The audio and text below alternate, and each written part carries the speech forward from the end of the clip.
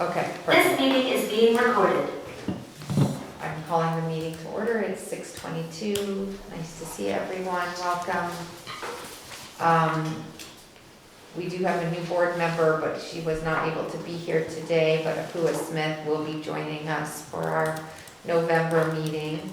We have our consent agenda. We have prior minutes from the September 20th meeting, and we have a number of policy reads. Any discussion about the minutes or questions about the policies? Nothing? Okay, I'll make a motion to accept. We'll do that by roll. Erin? Aye. Sarah? Aye. Kat? Aye. And Mary is an aye. As far as the flow of the meeting, Lynn, we do want to reprioritize around the executive session. Yes, I have something under personnel for executive session, and I think we may need to move me ahead of Morgan because he's traveling into DC and he doesn't think he'll be able to jump on until around 6:45. Okay, no problem. Okay, great. For our public comment, we have no visitors in the room, and we have one visitor virtually, Lisa Hengo. Lisa, are you just joining to watch, or do you have anything for public comment?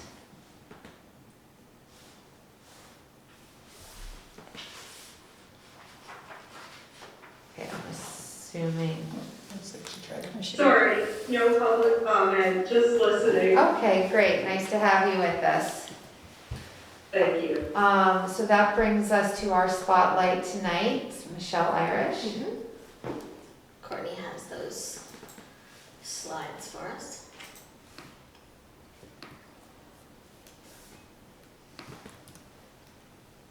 You don't have any video, do you? No.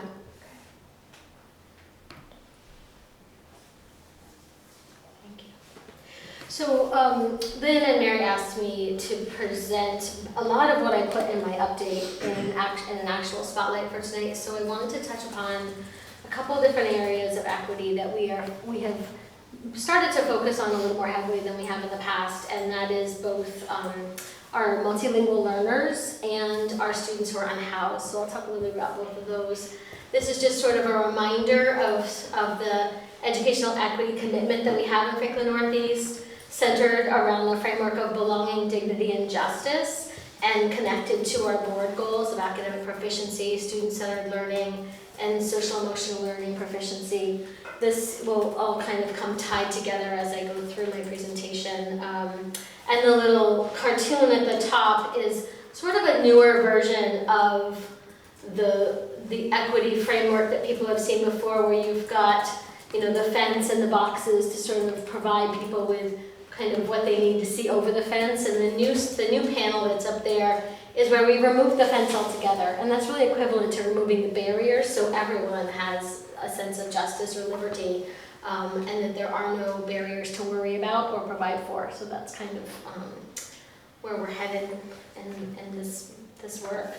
So go ahead, Courtney, to the next one. This is the definition of educational equity that we have adopted in Franklin Northeast, and really the foundations of that are that success is not predictable based on your identity characteristics, whether it's ethnicity, religion, family economics, class, geography, ability, language, gender, sexual orientation, gender identity, or initial proficiencies. I've highlighted a couple of the words in each of these to sort of reinforce why we're having these conversations tonight. So again, every student in our schools have access to high quality culturally responsive programming, that all students' needs are being met, means that we may have to distribute our resources in a way that's not equal among our schools, and also that we are really looking at acknowledging and disrupting those inequities, creating multicultural school environments for our students.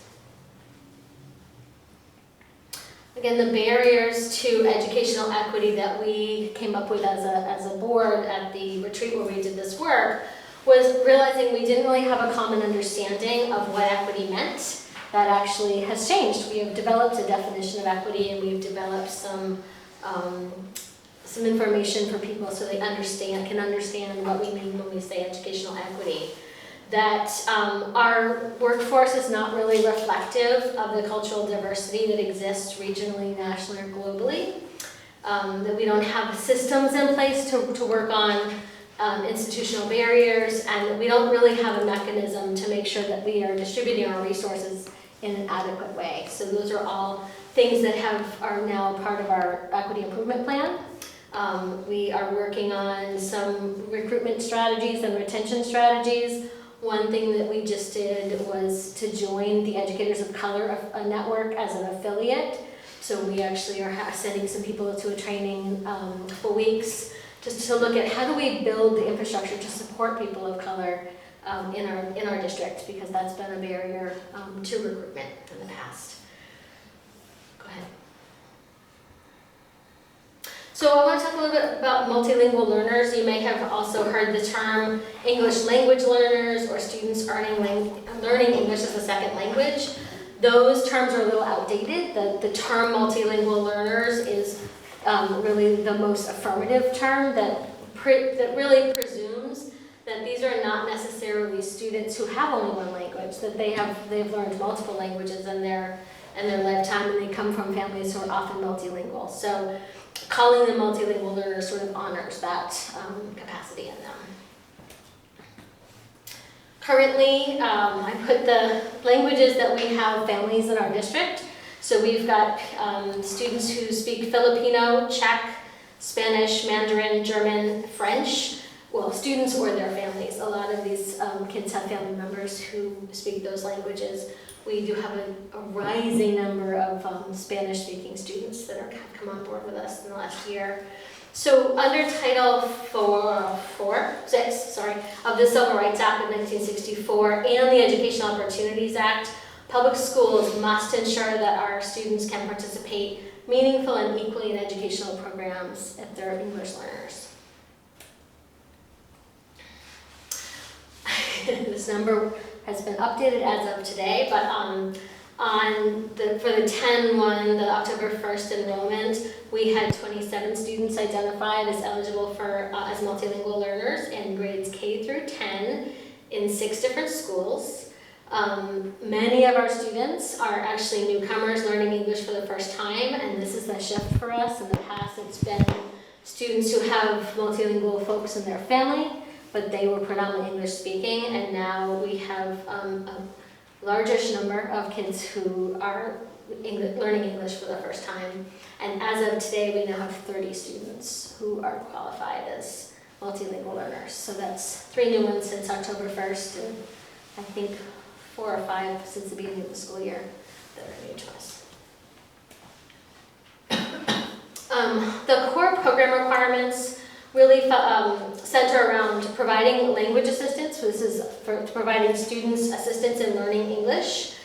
Also learning to, being able to learn the content in all of our courses in ways that they can understand. So providing students with ways to access their learning if they're not proficient in English, so they can continue in the regular curriculum, the general curriculum. Staffing is also important. We are required to provide students with the sufficient resources to ensure that our programs are highly effective and our teachers are highly qualified. We currently have 1 provisionally licensed teacher who is licensed in EL, and she is serving currently 8, I think it's around 8 students directly with services in English itself, and then providing consultation to the other 20, 30. So she's focusing her efforts on serving the students who Right are now. new to English. Yeah, the ones who we're having to triage because her Yeah. time is so limited. And she is full-time this year, and the students are scattered across 6 schools. So we are struggling a bit to keep up with the demands. The third component is really about that meaningful access to extracurricular activities. So it's important for us to keep in mind that they have access to both their grade level curricula as well as opportunities to participate in all of our programs from pre-kindergarten through AP courses and honor societies and clubs So we have a responsibility to make sure that they can participate in those things as well. Any questions about the English language learners or the multilingual learners? I have a question about the staffing piece. So you're saying that I just want to make sure I'm understanding it correctly, that we have one teacher who works in this realm with our English language learners that's serving 30 children across 6 different schools. And so how is her time broken? Like she visits the different, because she obviously can't be present in all the schools Right. every single day. No. She has a schedule. She rotates to those students who are the most needy English learners right now. She's also touching base and working with classroom teachers sort of in between with the students who are not the ones that are receiving the direct English support.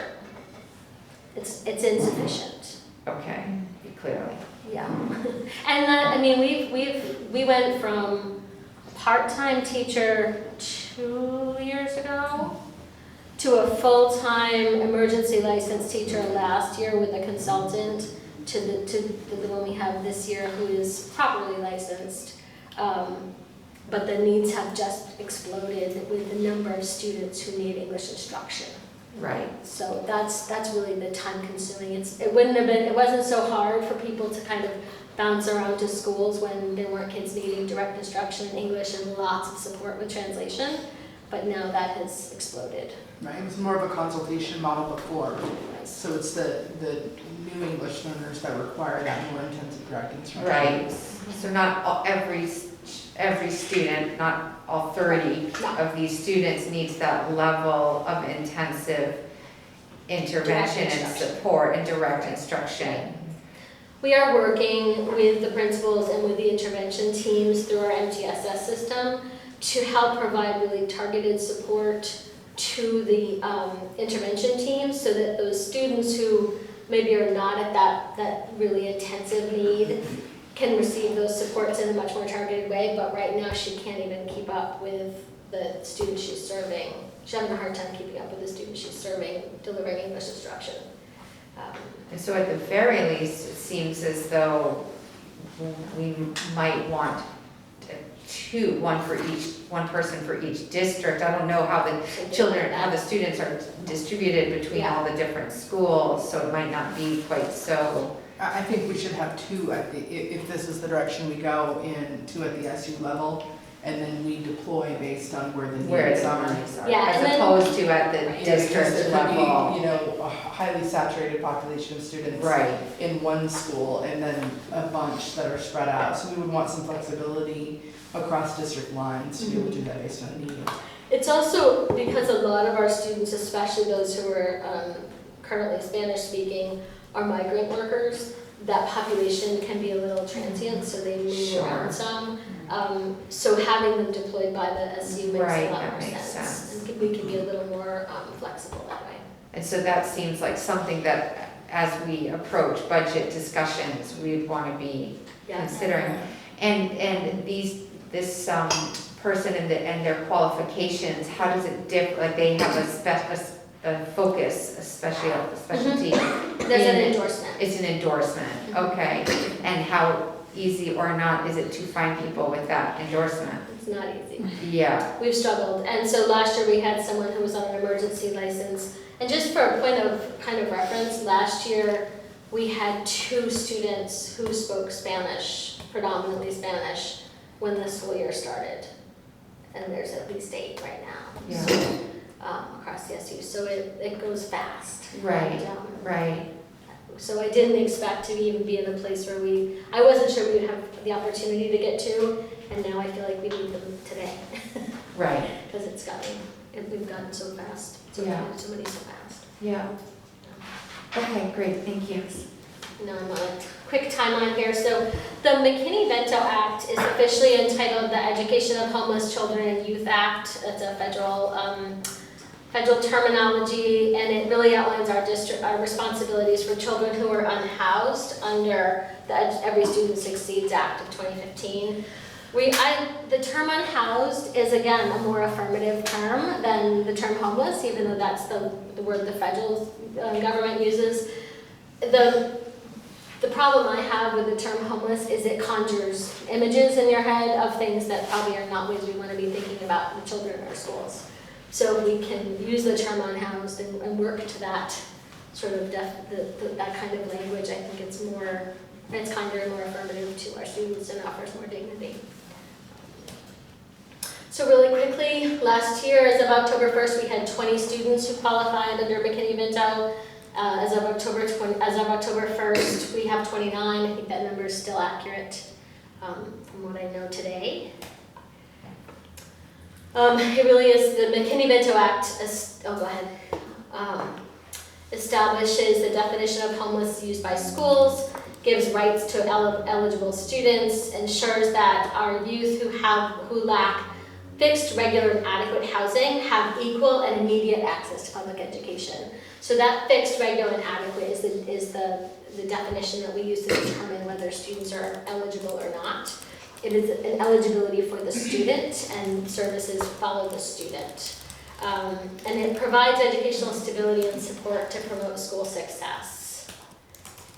You can take a peek at the definitions. These are some of the categories students might be considered unhoused under. I had a recent training with the administrative assistants and family engagement folks and some of the school counselors recently. And there was talk about, how do we tell or how do we know if somebody is trying to abuse the system? And it really is about stability for the student, educational stability for the student. And so there are lots of sort of gray areas that we look at, and it's sometimes hard to sort of determine what caused their loss of housing, but it really comes down to what's the best for the student to protect their educational stability. So that's the fallback that the law is determined or law is written for. Lots of causes for loss of housing. It can be natural disaster, as we saw this summer with all the flooding. Could be lack of affordable housing, which is a huge problem here. Rising prices, obviously people lose housing for that. Loss of jobs, serious illness, mental illness, domestic violence, and family dysfunction or conflict. We have students in all of these categories. You can guess being unhoused affects students' education, and they can sometimes be chronically absent. They may get lower grades, score poorly on assessment results, have special education needs, and drop out of school. And sometimes the barriers to education, similarly, can be moving around, being hungry and tired, not having adequate supplies or a quiet place to study, not having access to reliable transportation, being unable to meet school enrollment requirements, or not having a parent guardian help them. So, do we address all of these through that act? Mm-hmm. And I mean, because my question even before seeing that was the food. It's always what I think of, and I mean, is that something that we provide outside of the standard breakfast, lunch? So any student who qualifies for McKinney-Vento automatically qualifies for a free lunch and breakfast. Our family engagement folks help a lot of families with access to food, pick up food through the shelters and things, other through the food shops and things like that. We can provide school supplies if that's a need. It hasn't been a big need that people have identified in the past. We provide transportation, that's the bulk of our services. I think that and then school stability, keeping kids in the schools that make the most sense for them, are the two things that I think that we do really well.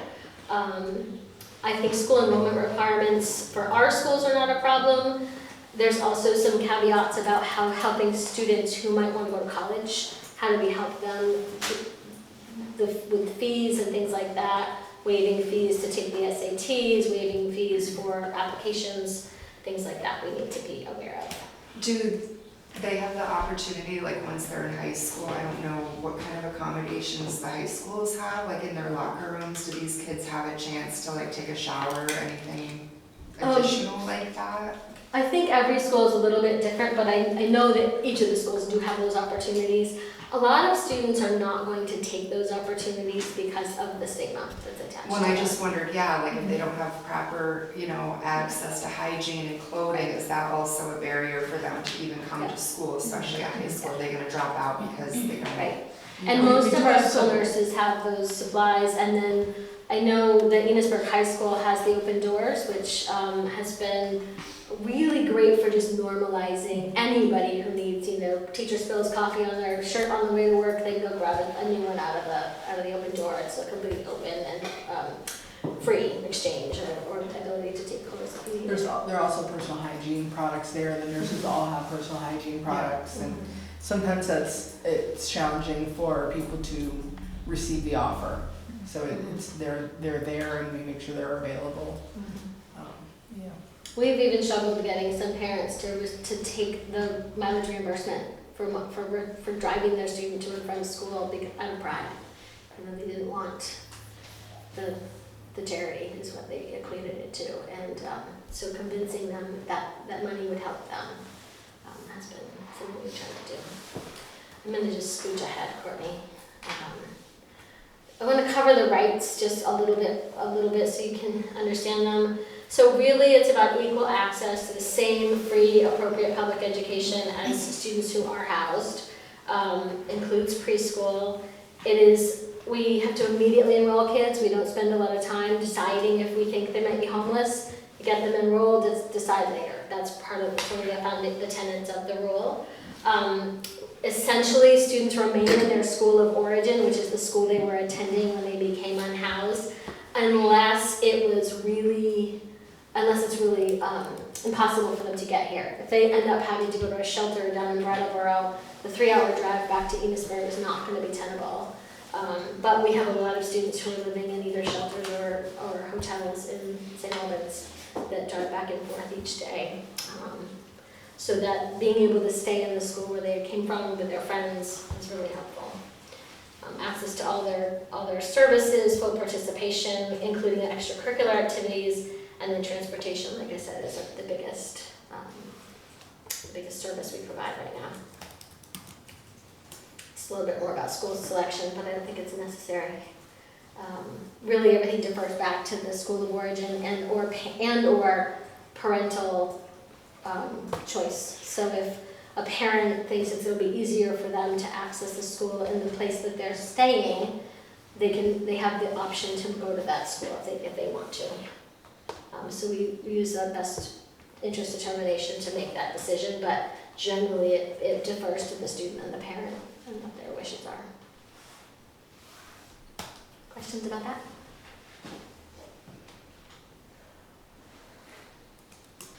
We have a pretty good crew of people working on identifying kids who might be unhoused and then providing those resources and supports. So this is my first year taking over this role, and Robin did a great job transitioning me into it, so it's been So I want to say a little bit about that, because when we think about the evolution of Michelle's role here, she's the director for the Advancement of Educational Equity. And I think that, we have started to really understand equity and started to really unpack, what are the barriers for all of our students in terms of accessing their education. And there are some barriers that exist. When we talked in the beginning about race, socioeconomic status, poverty levels, disabilities, things like that, we're digging deeper now. And so a lot more of the bodies of work that are related to equity and to access to their free and appropriate public education are falling into Michelle's realm, because it really makes sense. So if we're talking about students who are unhoused, Michelle's lens of equity and goals centered around removing barriers for all underserved populations of students, it really just makes sense. So this is why these two new categories or bodies of work now live under Michelle's realm as well.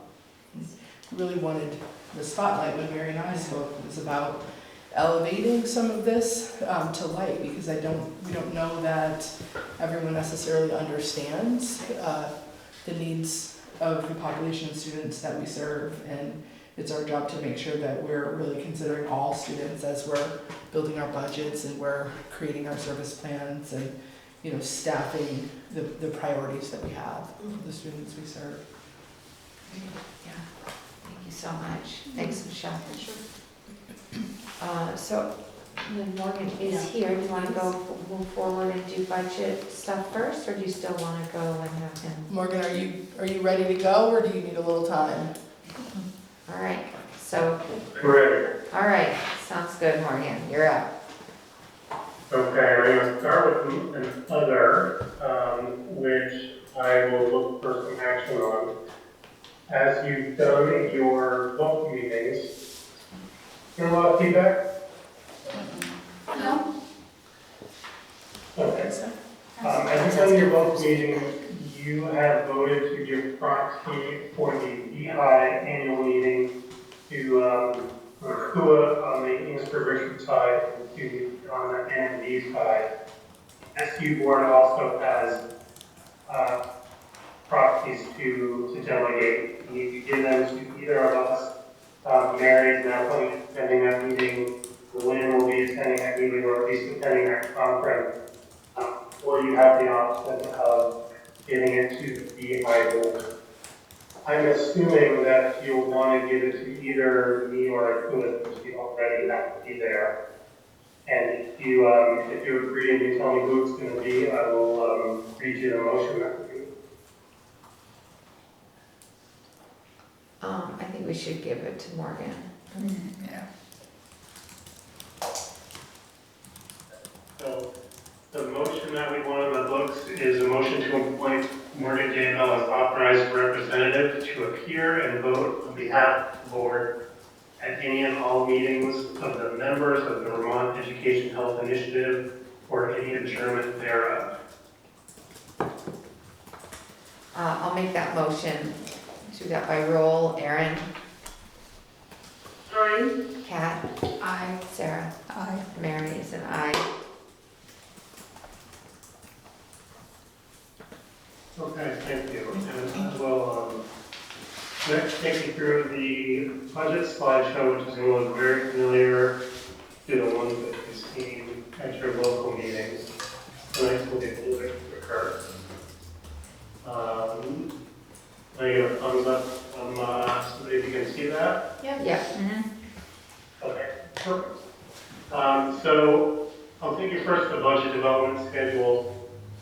This is similar, a little bit shorter than the ones that you've seen in your local meetings. The thing that I want to highlight really is the budget for the SU we'd like to have finished up by your December meeting, which we right now is December 20th. If for whatever reason we can't do it by then, we can push that into early January, but we really need the SU budget finalized and the assessment finalized for the two local budgets to be more better. So no real change from last year in terms of the schedule. The budget objectives I've shown you in your local meetings, these are the 3 board adopted objectives, and we add others to these as we see fit, similar to the ones that we do at the local levels. I think the difference here is that this presentation on this slideshow that I did with you really ends once our budget is warned at the SU level. And so we're really working on developing the issue for the boards because we use that in your public meetings. This was going to be enrollment, but on a district level rather than a school level. I think what this shows is we've seen an increase from 22 to 23 in both districts. Sometimes that gets lost when you're looking school by school. Some schools are going up and some schools are going down. But in general, we saw an increase, an increase for both districts, trending upwards in general as we look out to 2020. And as I think I told you, at your local boards, once we start getting numbers for the next year or 2 years from now, that COVID dip that you see from 2019 to 2012 falls off of the model. I think we'll have a little bit more of an accurate picture in terms of where we see enrollment going over the outlying 5 years. The additional considerations are similar to what we've seen in the local meetings as well. Based on a meeting I was at on Friday, the first couple rounds, I will be paying health insurance going up about 15%. Don't think I'm going to be that far off, although that may be a little bit higher or lower. And certainly by your December meeting, when you're finalizing a budget, we should at least know the rates that DI has applied for, and we will use those for health insurance. They're playing their cards very close to their chest right now in terms of where they think those numbers are going to come in. They think they just don't have all the data yet. The other thing that's specific to the SU that I wanted to highlight is that we now get a census block grant on the special ed rather than the reimbursement model that those of you who've been on the board for a long time will remember. So in the past, the amount of special ed money that we got from the state was dependent on how much we spent. Under the block grant, the amount of money we get from the state is dependent on how many kids we have. That change was sort of given a gradual implementation. So FY25 is the second of 4 years of this pointed implementation. And FY25, we're anticipating about $300,000 more revenue than we have in FY24. And I think that number is going to continue over the next 2 budget cycles. So that's the good news at the SU level, and you will see that in your November budgets. The other thing that the SU board, and to some extent the local boards, will be wrestling with are the funding for the 14 people who are funded at least in part by ARPS. Those funds go away in September of 2024, and so we need to build those into the SU budget or local budgets for the FY25 budget. Right now, we've got a few positions that are going to be moved to local budgets unless something changes. On the ER side, that's a quarter time of the assistant principal at Richford Elementary. And then in both districts, there's basically 2 3/4 people funded from ESSER as family engagement coordinators, and those are going to be absorbed into the local budget. So 1.75 at each end with the Richford side and 1.0 on the MMP side. So that accounts for 4 of those 14 positions.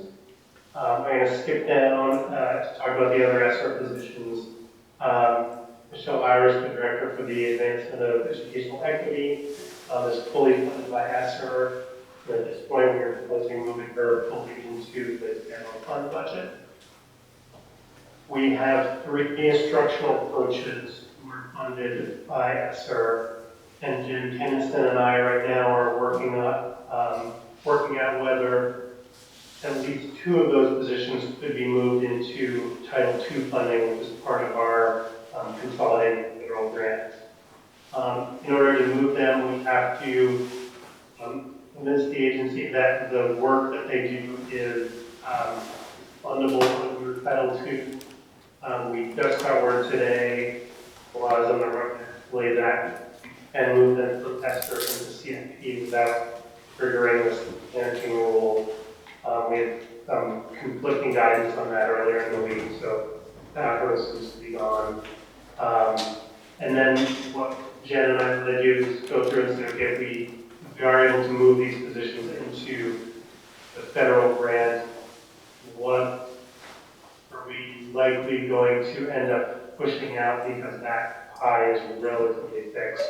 And so what are other costs any that the local budgets will have to absorb that are normally covered by the federal? So again, 2 or 3 instructional coaches, ideally coming from ESSER into Title II, and the FPL coordinator moving from ESSER into Title IV, which is a different stream of money under the federal grants. There are other positions funded under ESSER tied to the Flexible Pathways Academy, and we plan to bring a plan on that to you in your November meeting. Two other staffing changes that we'll tip you to now in advance of that meeting. As you know, when Jody Valancourt left, we ended up doing some restructuring and hiring Leah and Dab to act as co-directors of instruction and learning. Originally, in your FY24 budget, Dab was funded fully out of ESSER, and Leah was funded half-time out of your general fund budget, half-time out of your special ed budget. Jody was funded 0.7 out of your general fund budget and 0.3 out of your CFP budget. And so I think the way to look at it is that we had 3 people funded in a bunch of different buckets. We are proposing keeping 2 of those positions, and then we will have further discussions on the FPA and what that director of FPA position looks like. This current year, it's half of gas time roughly, and that's coming out of the ESSER money still. And then the half of Leah's position specific to special ed, which this year we're kind of piecing together, and because of that, I think some of the changes under Act 173, we may be further changing that in your special ed budget, which you'll get to your first peek at next month. And then Dawn is proposing roughly a 0.6 drop in FTE for her food service staff. And so not quite a full person increase, but because of positions that are, it was similar number of people working 4 hours in different schools, product FTE there. And then again, next month, we'll talk to you about the Flexible Pathways Academy, as well as really establishing special ed in general, but I think the STEPS program that Michelle has created as pulling back those kids from alternative placements is really where we might see the most significant changes in terms of staffing. And so that was kind of a speed round. Take the initial questions on that. And again, in November, we'll do your first tangible look at staffing. So that will have staffing as well as staffing costs and benefit costs, at least our best projection at that point. Given Michelle's presentation, I didn't see any mention, Morgan, and this seemed like you were mostly focusing on the ESSER cliff with that overview, but when we dive into staffing next meeting, are we gonna look at what it would look like budget-wise to have another EL instructor? So Morgan took a long drive today, and we had some conversations while he was away, and that might have been one of them. So So, meaning this is news to Morgan. it might Might be a little bit news to Morgan. I think it's safe to say that there are some things that we will be bringing to you in November that not all of us fully are aware of. Yes, touche, okay. All right, just making sure. So is that it for now, Morgan, budget-wise? Yeah, there's no action, so I'm happy to answer any questions on that initially. I think those big picture things, and I can stick around if there's any need for the people who are going after me, but otherwise I'll probably be on not be in a seat anymore for a little while. Yeah, no, absolutely, that makes sense. I think we're good. Thank you so much, Morgan. Actually, wait, can Oh. I share one slide first? I'm gonna take mine out of order because you created it Sure. and I feel like you're gonna be best capable of describing the one line that I continue to struggle to communicate about. Okay. That'd be okay? Yeah, absolutely, go for it. All right, so I'm gonna take my slides out of order, so if you can shift to my slideshow, Courtney, and go to slide 8. Let me know when you've done it. Oh, never mind. You already have it. I'm just kidding. I thought you really did. I'm tired.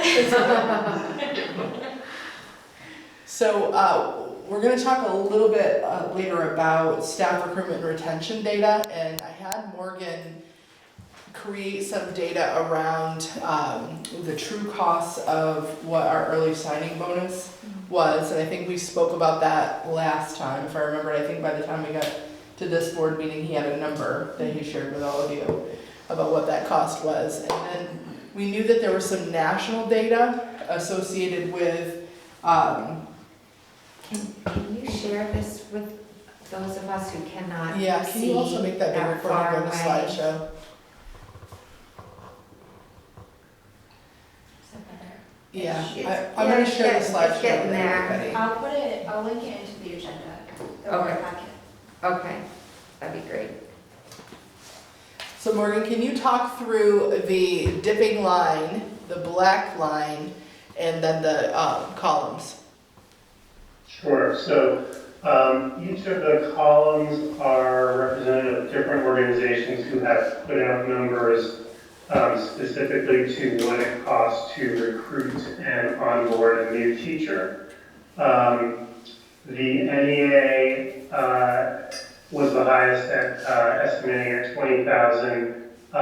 Those numbers, I would say, are have the potential to be politically motivated, so take that with a grain of salt. Learning Policy Institute is a nonprofit. They had theirs at 9,000. SHRM is the Society for Human Resource Managers, I believe. Theirs was at 4,700. And then Ed.gov, which is the US Ed Department, had two numbers. They were looking at a bunch of different districts, and so they had kind of a range from 4,000 to almost 18,000. And I will say that their data was at least pre-COVID, so it was pretty dated. The other ones I couldn't really get a sense on where their data was. So that's the true cost of The red onboarding. line is the cost that they estimate that a district would pay to recruit and onboard a teacher. I have 20,000 per down to a low of 4,000 per. And then those numbers that I put in the columns are how many teachers we would need to have retained given what we spent on the early return bonus. So if the NEA numbers are right and it costs 20,000 to retain a teacher, if we retained 12, we broke even. And when I say break even, it's really break even on a financial point of view. There's no way to put these kind of numbers to having experienced teachers in your classroom versus brand new ones. And so that number drifts down to like Learning Policy Institute numbers, we would have needed to retain 26 to hit that break-even point in the cost, and then the low numbers for Ed.gov will be up to 55. So when you emailed me, Morgan, this data, one of the ways you described it was when we looked at the 2022 data, we believe that 45 people left FNESU but didn't leave teaching.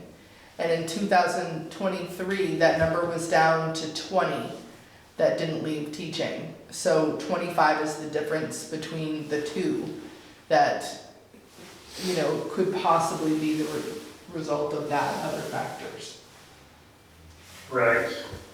Yeah, and I know that the slide you have either one or two before this will show 1 year of that. Can you go and might be able backwards, to Courtney? pull up in the years. This one?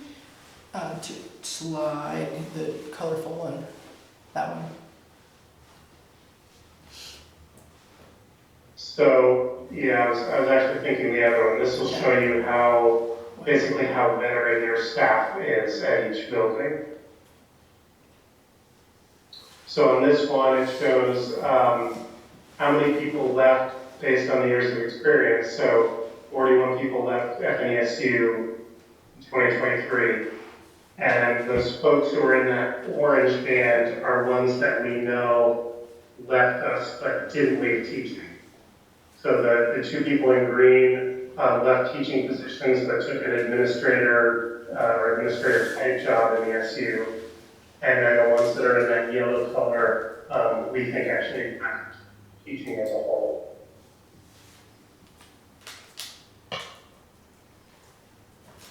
Any questions on any of those graphs? Okay, I think this is a good time to cut you loose, Morgan. Thank you for staying with All right, us. thanks all. Bye, Morgan. Have a good trip. Bye-bye, take care.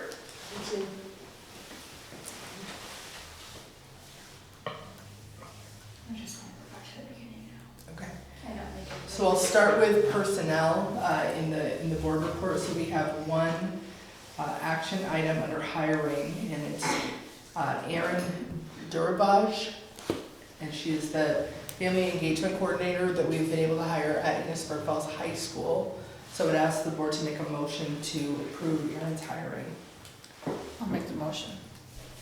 Thanks, Sarah. By roll, Erin, Aye. Kat, Aye. Sarah, Aye. Mary is an aye. So one of the things that Jamie and I have talked about, we talked about a while ago, is that in terms of hiring, even though we still have positions open, we've been able to fill the positions from the people who left last year, but also fill several of the positions that had been vacant for the last year or two or three. So we're feeling better about hiring. We're still not exactly where we want to be, but we're seeing some improvements. We still have a few positions open. We have 2 speech and language pathology positions that we would love to fill. We would love to find a therapeutic social worker, behavior technician, paraeducators, and substitutes. Substitutes for teachers, nurses, paraeducators, custodians, and food service. So across the board, we would love it if people wanted to pitch in. Next, I just want to inform the board, and then I will want an executive session conversation about this. So administrator negotiations, this board pretty much has to, we have to negotiate with everyone that's on an FNESU contract. So I'm up this year. All of our directors, all of our CO licensed leaders, and all of our CO support staff are up.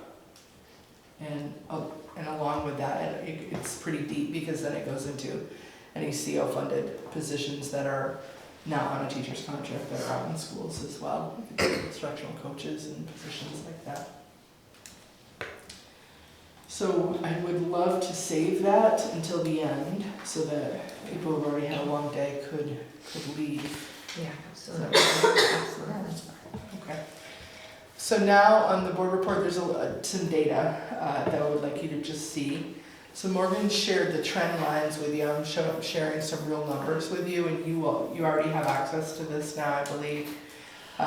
The October 1 enrollment numbers, I'm just going to give you, because each district board has seen these numbers for their districts.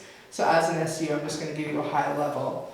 So on the Enosburg-Richford district side, we're up 33 students total from 22 to 23. On the NMV side, we're up 26 students from 22 to 23, and overall in FNESU, we're up 59 students. So we are not seeing the declining enrollment that others around the state are seeing. We're seeing some increases. Do you have it? Yes, yeah, thank you. So I'm going to give some data just around the board monitoring plan. So when we were waiting at the beginning of the meeting, I handed out some data that really, well, actually there's a bunch of data that we're going to talk about that's staff recruitment retention driven. So The first piece that we kind of glossed over when Morgan was talking was that first colorful graph on the next slide that's really looking at each of our schools, and this graph represents the years of teacher experience in FNESU by school. So this was data, for those of you that have been on the board for a while, we began studying quite a bit of data around teacher recruitment, teacher experience level in our schools about 6 years ago. So we've been gathering this data for a while. So we've been able to see where there have been shifts where, you know, we had a pretty veteran staff in a school and they lost several teachers, and then you see the yellow and the pink grow a little, and then when we first started gathering this data, we saw a school that had mostly yellow and pink and no green and blue, and we're starting to see that tide turn there. So it's interesting to look at this data over time. If you wanted more information, I could share the other 3 years that we have this data for. But I didn't put it in the slideshow, but I could add that if that was something you're interested in. Yeah, that would be illuminating for sure. Okay. So once we go to director's report, I will go back in and backfill the 23, 22, and 21 data. So Morgan has already spoken about the next two slides, years of experience in FNESU and leaving. This data has really been informative when it goes to the negotiation team is another team that really looks at this data for strategic reasons, to try to really unpack where is it and when is it that people are leaving the supervisory union. Morgan's slide about the early return bonus was really an effort to unpack how effective that strategy in our strategic plan was, and to inform discussion with the board about whether or not we want to consider that strategy in the future. So at the beginning of the meeting, I handed you data from a survey that was sent out to teachers in early September, and we had two parts to the survey. We had the part that was specific to teachers returning to FNESU, and we were really trying to unpack, what were the reasons that they have chosen to stay. So we asked them how many years they've been in FNESU. We shared our recruitment and retention strategic plan with everyone who was taking the survey to make that visible. We asked for feedback on the strategic plan. We asked what keeps them in FNESU and what other ideas do you have for recruitment and retention. We have a system improvement team that's working at the supervisory union level. We have several system improvement teams, but every month when we meet, I think there are 5 or 6 of us who sit on that system improvement team, and we're looking at several components around staff recruitment and retention. We're looking at childcare, we're looking at housing, we're looking at retention pieces, recruitment pieces, we're looking at licensing options, growing our own programs, all sorts of information. So this data is going to help to inform some of our next steps. What was really visible in this data is that there are some common misconceptions about some of the things that were in our strategic plan that need further explaining. And there was some really valuable feedback from our educators. They were able to give us some really thoughtful insights and some suggestions. And I think some of the suggestions that were made are already underway, but that just proves that there's another way that we can communicate about the strategies that we're implementing. So what this has caused us to think about is producing an FAQ so that people can understand, a little more deeply what it is we're already doing. We were also interested in learning about the new teachers who just came to us in FNESU.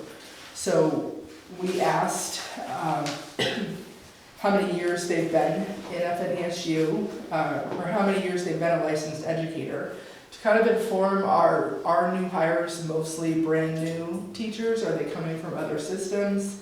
We want to know how are you hearing about us, so that we can look at, is it mostly school spring? Is it word of mouth? Are they finding us in some other way. We also wanted information about why did you choose FNESU over other systems that you may have considered? And if you came to us from another district, how did that compensation compare? Was our compensation more than, less than, or about the same? Is there anything that really enticed you to FNESU to come work here? And then how supported do you feel by other teachers, by your school leaders, by your district coaches, by the central office staff? And who and what positions have supported you during the first months of school? What are some specific things that FNESU can do to keep you teaching in our district? So again, this is all really helpful, useful data for our systems and the team to consider as we strategize and move forward. So you had a little bit of time to look at this. You can keep these and look. You're welcome to ask questions or have a discussion tonight, or we could come back to this at the next meeting. I'd say given, the late start and the need for the executive session and the volume of data to read through, it seems like we should maybe bring it home, digest it, Okay. and come back to it in the November meeting. Okay. Sounds good. And I don't know how that'll line up, and it'll be great to see, based on this, where you all go with that FAQ. Yeah, I hope to have that out before your November meeting, and if we release it in advance, we'll send it to you as well, Oh, great, so that you can see it. great, okay. So if you could advance one more, Courtney. So one of the things that is a goal within FNESU is improved academic outcomes. So we have data that has really just been released, and I really want to set the tone for this data. So this was an assessment that was taken the last administration of the Smarter Balanced assessment that was taken in the spring of 2022. So we're getting these assessment results this fall.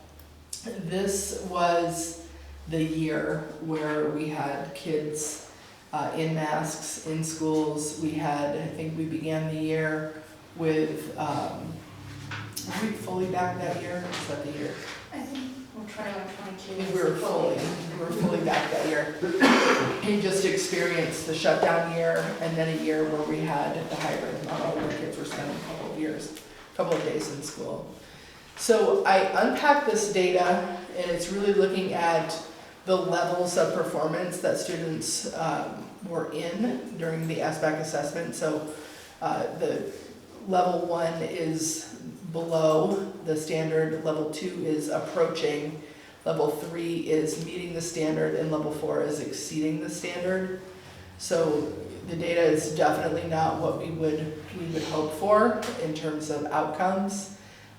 We're finding on the next slide, if you could bring us over, Courtney, similar trends. Again, not what we would hope for out the state of Vermont in terms of the ELA results in 21-22, but not particularly surprising. So we're going to pop to the next slide. These are the SBAC results for math in 21-22 and FNESU again, the red, yellow, green, and blue, the performance levels for our students and those math results. So this data it's too old for us to really do anything actionable with kids because we received it more than a year after its administration. So what this data was used for, however, is to identify schools in need of comprehensive supports. So the state has actually, can you go to the next? Whoops. We haven't seen that screen before. You just must have. So while she's working on that, the state has to identify as part of the ESSA plan, the federal plan requirements, they have to identify 5% of the schools in the state in need of comprehensive supports. So they have a calculation to determine. What's that? Next one. Hold on to it for now. They have a formula to determine how they get there, and we have 2 schools that have landed on that list. So Gab and Leah and I have sat through a meeting to try to understand how that calculation is made. So the cut score is 30, and right off the bat, any schools who serve students, a high number of students who live in poverty, get 10 points. So it's like a preferred, you're in need of supports if you serve a high number of students in poverty. Any school that has another school within their system that gets to 30 gets 10 extra points. And then they look at the data for the other 10 points, and they look at some of the equity indicators and gaps in performance there.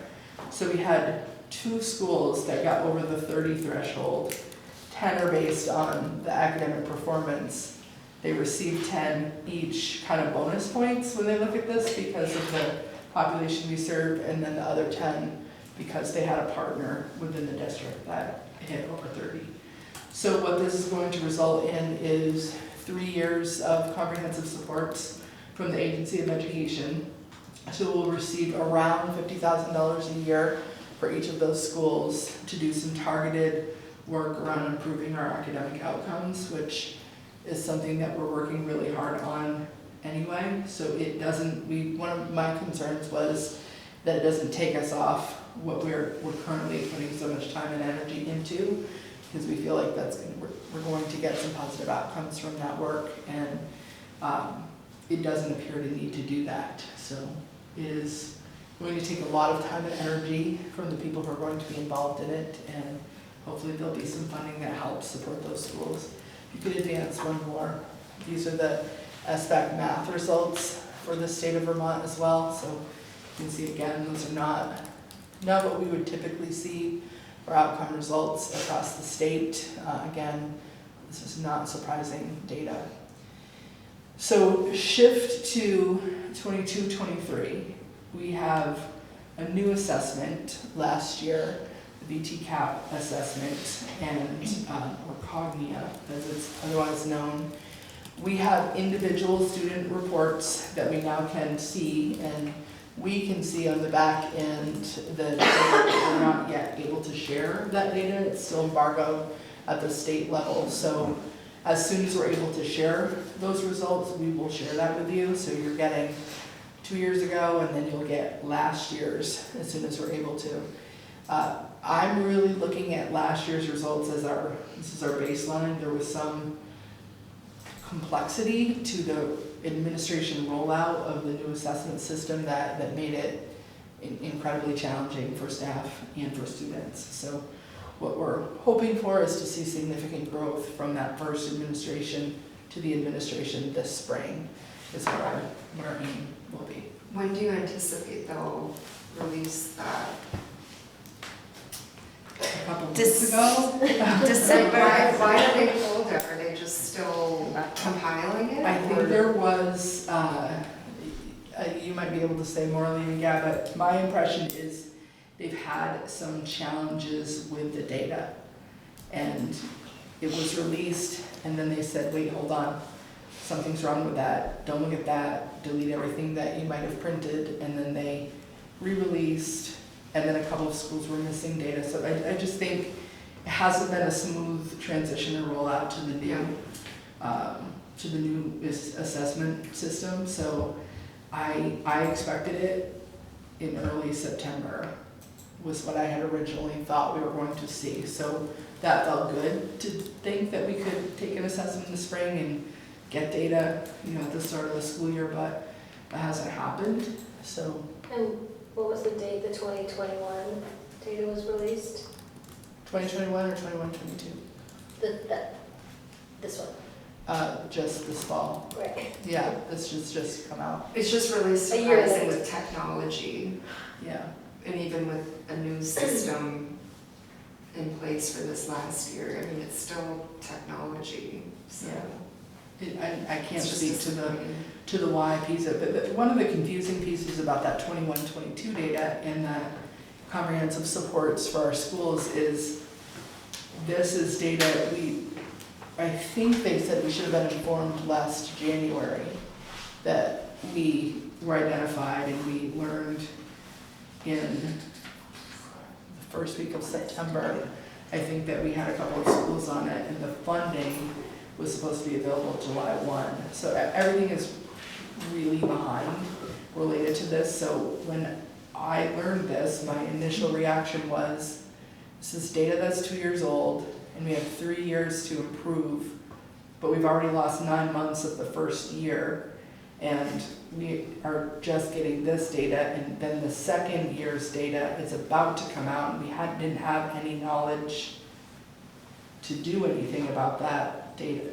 It Yeah, is And it's a completely complicated. different test. It leaves a lot It's a to be completely different desired. I test. feel like there's so much hype in a lot of ways, like between the students, even hearing, there's just a lot of stock put into these, and then to everybody else jump through the hoops, and then they can't provide the data for you to then work with. It's just really disappointing. Not obviously on anyone in here, on the state level, or whatever, but. It certainly impacts the trust in it. Well, and the data that we get from this, I'm not saying that it won't be useful, it will be useful. We'll look at it and we will find the nuggets that we can use to glean patterns of information, but this is going to be apples and oranges. We don't have any way to compare the data from this last administration of SBAC to last year's administration of VTCAP. The state has indicated that they will produce something later in the year that will help us to compare SBAC to VTCAP, but I have no idea what that would look like or when that would come out or how useful it will even be by the time that does get released. So we're gonna look at this as optimistically as we can, as this is a growth opportunity for us. This is where we are as a state, this is where we are as a system. Our students have just navigated the most complex time in public education, in the history of public education, and we're gonna take them where they are, identify where they are, and we're gonna put all our efforts into moving them forward and really focusing in on growth over time. So, any questions or any other comments on that? Okay. And then finally, at the last meeting, I handed you a packet of information. That was the annual snapshot that we got from the Agency of Education, I think just prior to that last meeting. And I took the FNESU annual snapshot and I printed all of, for your last meeting, I took what our FNESU overall was, which is what you see on that screen, and then I clicked into each of those indicators. So I clicked into academic proficiency and printed that report, personalization, safe, healthy schools, high quality staffing, and investment priorities, and I gave you all of those reports. What I didn't give you last time was a comparison between FNESU and the state of Vermont. So what I did this time, I have a couple more pretty sheets to pass around. I took the FNESU data, so you can see the overarching data on the screen, and then I drilled into academic proficiency, and then I did the same thing for Vermont. So you see you look at your first page, and then your third page. That's comparing the same data between FNESU and Vermont, and then your second page and your fourth page, and that's academic proficiency, FNESU and Vermont.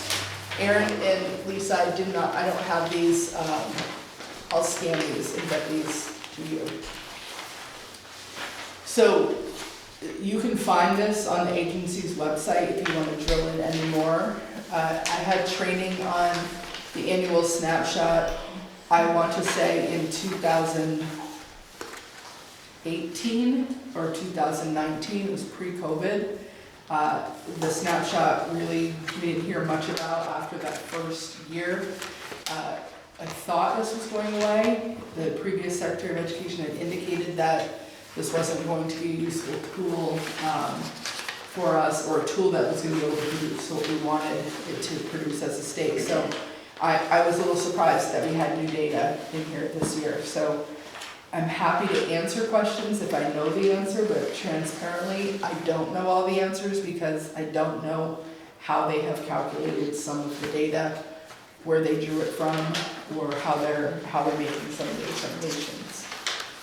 But I'm happy to try if you have questions.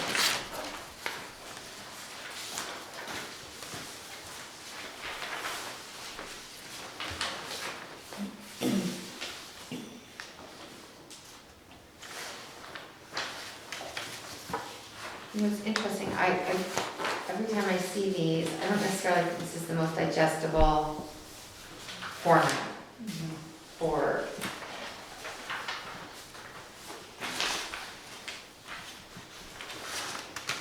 I mean, it maybe could be if we knew what the metrics was to determine what, like, how do you get approaching? And I think their intention is to show you where you're at and how it's changed, like from the previous assessment to this one. So that, but we don't know how, I mean, we know how academic proficiency was measured, but by way of example, one piece of data that doesn't make any sense to me in FNESU is personalization. We're meeting that, but the change is declining, and it makes no sense because the amount of personalization we're doing within FNESU has exploded. So I don't know how that data is being drawn down from the state and how they're measuring it. The equity, please go ahead. Oh no, I was just gonna say, so like, yeah, like what are they basing? Like, we have no idea what they even base this. My guess is that there's some formula that they're pulling out of, I know Dominic had to step away, but the data submissions that Dominic has to do that are pulled from Power School. But I don't know that it would be reflected in a way that they would know where to necessarily, we don't know where they're looking, so we don't know if we're reflecting what should be reflected where they're looking. We're putting it where we think it belongs, but I don't honestly know how they're getting that data. The other puzzling piece for me is the equity index. So that's really, I think the intention behind this is really good, and it aligns to the work that we're trying to do in terms of thinking about, you know, what's the gap between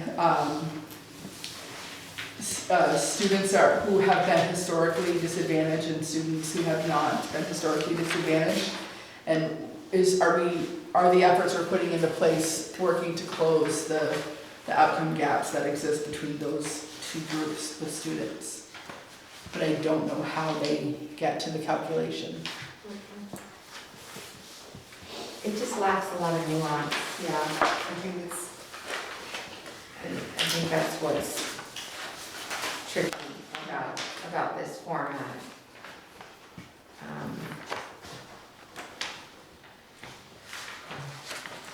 So I felt it was important to bring to you because this is the report card essentially that the public can see on the front-facing site of the agency's website. So I think their intention wasn't bad in producing this. I think they have to produce some sort of report about how public schools are doing in Vermont. but if they can't even back it up, I see it as not harm than good. I mean, I don't even think this is worth the paper it's printed on, to be perfectly honest. I And think they it's probably, misleading for us, it's misleading for the public, so, I mean, that's just my total honest opinion. to be honest, Kat, they probably understand how they got it. But no one But there's else been no communication with the field about how you got to this. I mean, we had, this is all connected, all of this data is connected to those comprehensive support meeting we had where we just really wanted to know. We were about 3 weeks in at the time that we finally got to a meeting. Like, how did we get identified? What are the metrics that were used? What are we identified for?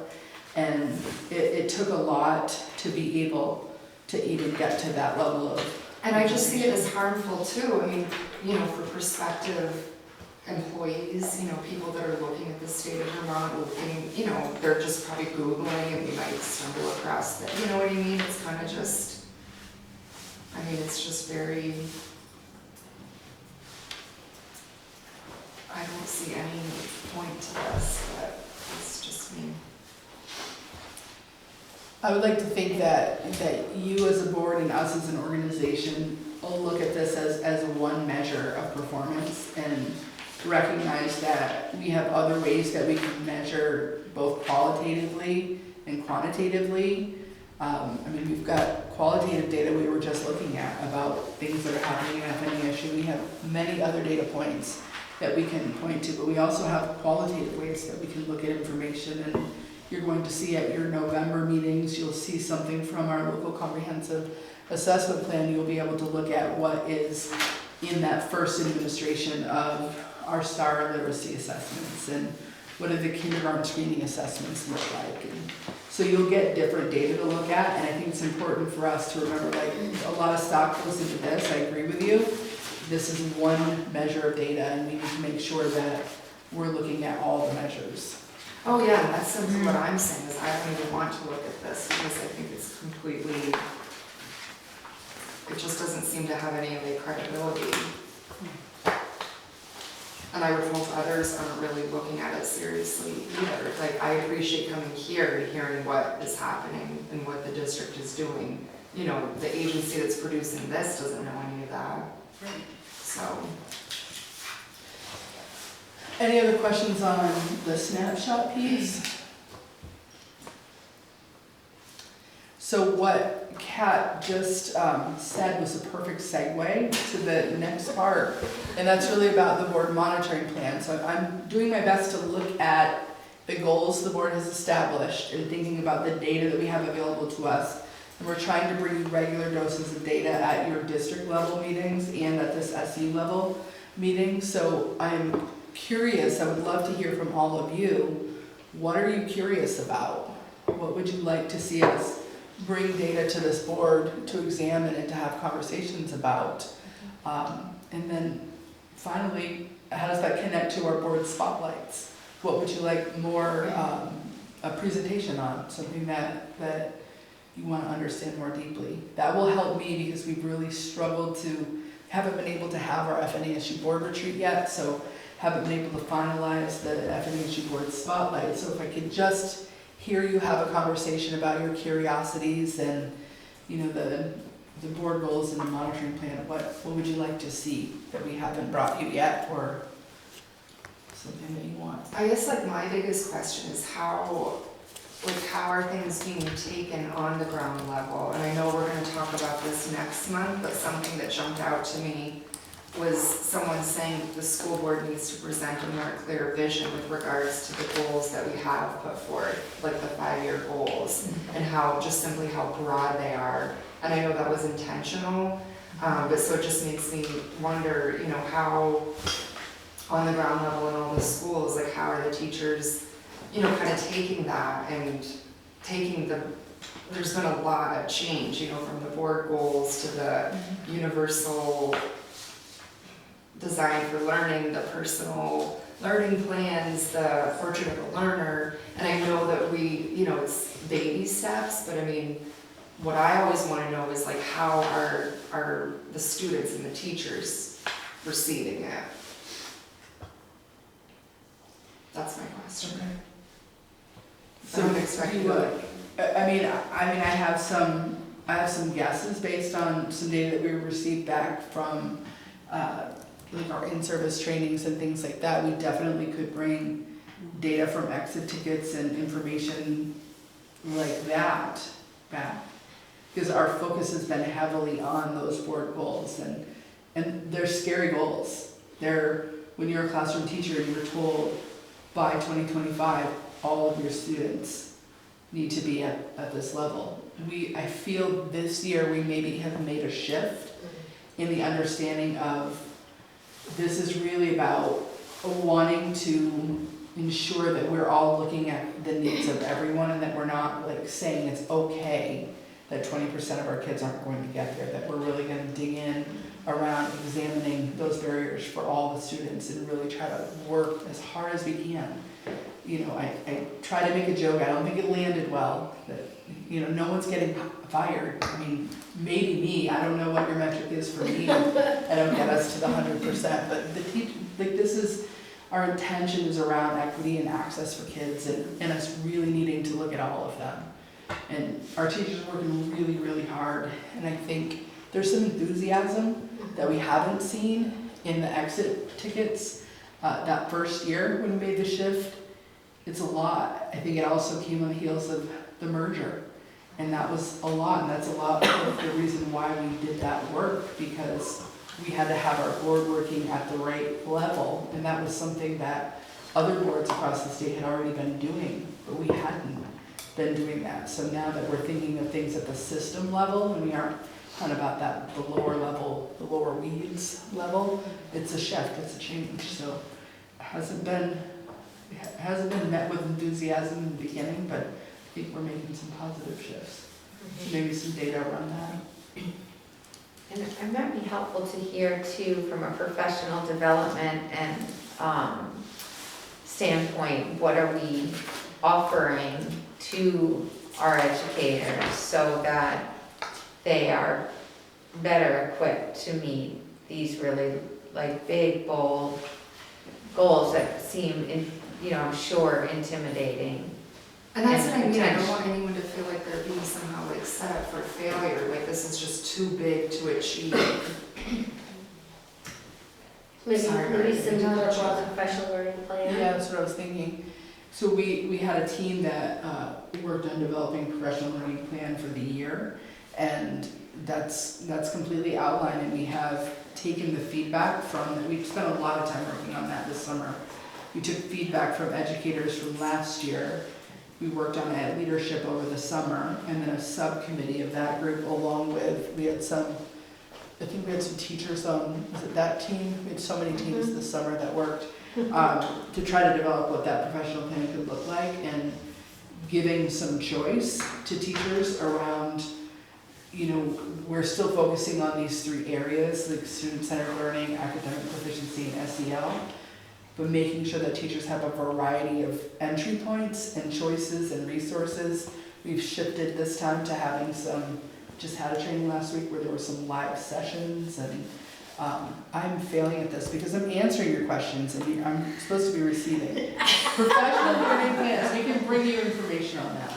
And I know last year, we had a meeting last year where Marty and the other 2, I can't remember their names, came, who are doing the instructional coaching, which I'm sure is a part and parcel of, the movement,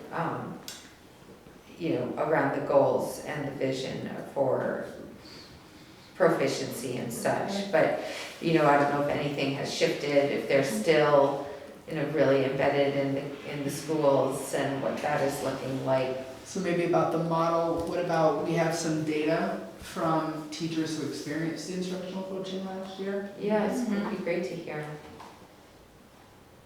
We're getting really good responses to our exit tickets at in-service. Nice. Lots of good information. I think we could pull. And you have some, I think, even for today, so.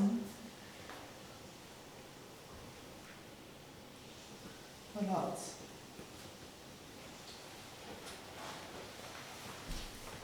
And yeah, I guess it just kind of goes along with that, but I mean, how are people feeling? Are they feeling like, and I think you're speaking to that, do they have the supports in place? And, whatever that means to them, because it obviously could look different. And maybe you've already kind of said that. The supports in place related to the professional learning plan, related to the board goals. The board goals and just kind of where, the shift and where things are kind of going with how things are, just more thinking the portrait of a learner and not that slant of things. Do they feel supported to help guide their students with all of that?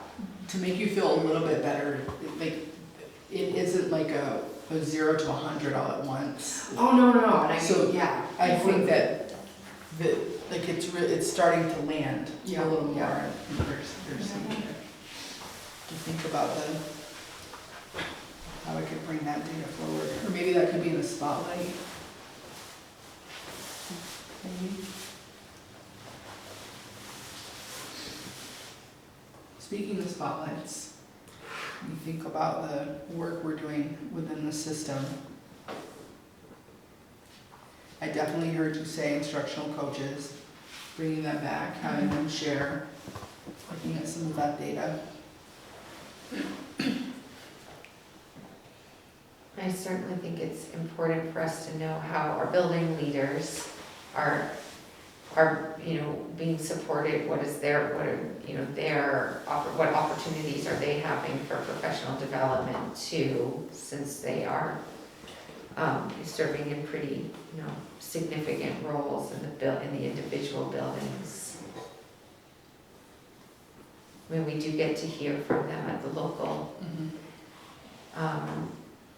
meetings, but certainly it's helpful to know how building leaders are being supported in this as well as educators. Okay.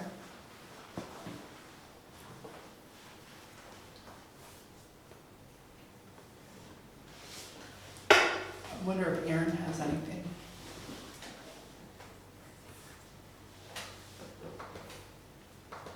I've been trying to figure out how to articulate it. And I'm getting feedback, so I apologize if it's coming across your way. I would love to see how our financial investments are paying off in connection with the board goals. Like, where we're putting our money, is that working? Like, how do we find a way to evaluate that?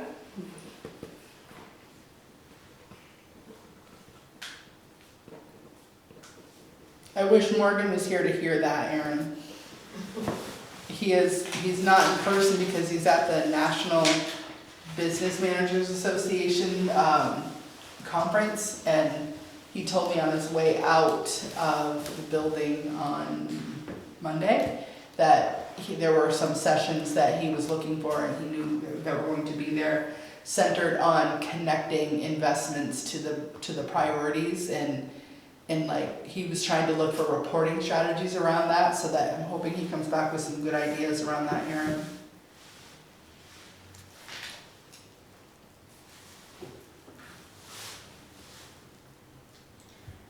Unless there's anything else, certainly if there are other ideas, feel free to send them our way. That's what I have in mind. Okay. Thank you. You're welcome. Just like the executive to return to. Certainly, yeah. Okay, so that brings us to our central office reports. I know Dominic had to leave early. So Leah and Gab, anything that you'd like to highlight or elaborate on? We were going to share some data from the surveys in addition to our report. So we had in-service on Friday. It was an hour of sort of a presentation from the Modern Classrooms Project, and then some team time, and then some personalized learning time. So there's like an hour, then two, and then two, with lunch in between. And we get some feedback from staff about a variety of things, but we kind of bunched it into those buckets. So the team time was well received by, I should have done the math first, about 80% of people are feeling like that team time is useful, and then there's a small portion that are still struggling to use that time. And then the personalized learning time, the time that's in the afternoon, which was basically, it's 3 board goal areas and then choices underneath there. So it's a little bit of direction, but also some choice. Was 38% and 23, so 61. These are all the numbers calculated. Oh, you calculated them, and I'm trying to calculate. That's okay. It's already done. 61% of staff feeling pretty good about that.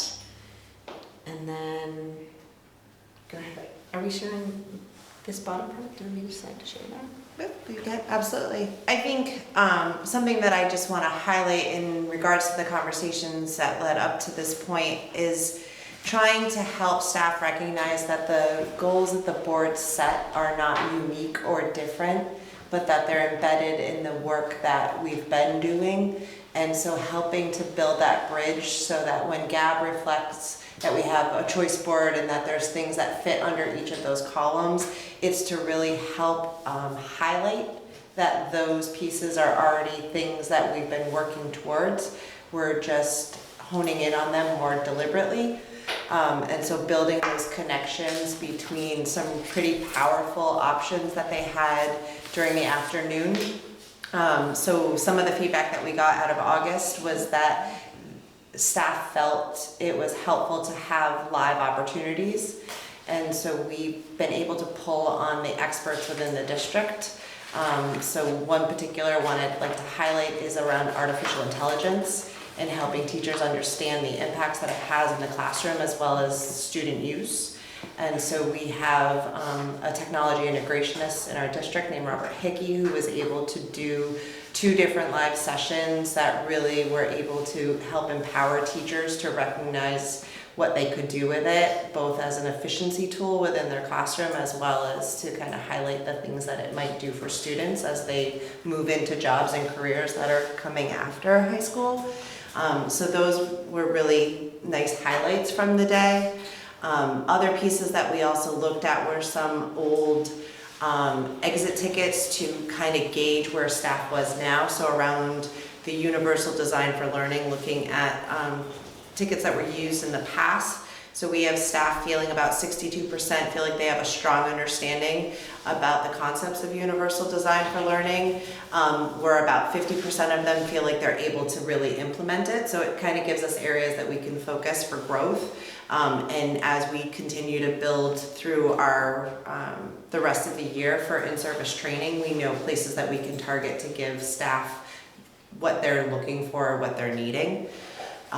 We also looked at Michelle did an end of the day activity with staff around speaking up in schools around hateful or harmful language. And so it was both helpful to see that we have 80% of our staff that feels that they would feel confident to interrupt that type of harmful language when they hear it happening with students. And about 50% felt confident when it was coming out with other colleagues. So again, like some good moments to celebrate successes, but also to help us hone in on areas that we could offer some more growth with. That was also, Michelle offered to do some live sessions around Sweethearts and Heroes and around signature practices around making sure that folks are prepared for that type of work. And those were also like very well attended sessions in the afternoon. I have to give credit to in the Sweethearts and Heroes session. I recruited 2 teachers, one at the elementary level and one at the high school level, to run a circle for the group that participated. And they did a masterful job. People really enjoyed it. They got a live experience. We hooked them up with some tools they could use to kind of create their own circles in their classrooms, but it was really effective and really well done. So. Who are the teachers, Michelle? Ethan Desatel in Shelton and Penelope Wade in Amesburg High School. Fantastic. They were amazing. So I think that's, and we've had people even in the room, I don't want to miss Heather, because Heather also ran an adult social emotional learning opportunity, which was very well attended to, and we had some really positive feedback coming out of that. So I think the live session was a big win, and really happy to see we had 200 responses in our exit tickets, which is a very good number from where we have been. So lots of positive things, I think, coming out of that time. We're starting to talk about how we're using the data, and I think that's helpful, because I think we definitely heard feedback. We were using the data, but we weren't making it visible how we were using the data. So when we introduce something, we're trying to say, we heard from you that this is what you would like to see, and in your exit surveys, and things like that. So, thank you. Great, thank you both. So we don't have Michelle or Robin here. Michelle, Irish, do you have anything else? I know you did a big spotlight. No, I'll let you go. All right, okay. That brings us to Heather. Yeah, I do have something related to the grant application. Courtney, are you going to be able to? Awesome. Okay. So shortly after our board meeting last month, some information was shared with the 21C application, and we are very interesting, very unique, first of its kind opportunity in the state of Vermont for our supervisory union. Can you go to the next slide, please? So just the quick recap, the 21C application, we reapply for it every 5 years. Richford Junior Senior High School is on a different grant cycle, so all of this information is speaking to our other seven sites. This year, the Agency of Education in Vermont has opened it up so that if an applicant received a high enough score in the rating based on our reporting, they can do a renewability versus a full application. The renewability, I do one every year. It's an opportunity to talk about scope of work and just to let them know our plans for the next year. It's a pretty quick, it's a pretty streamlined process.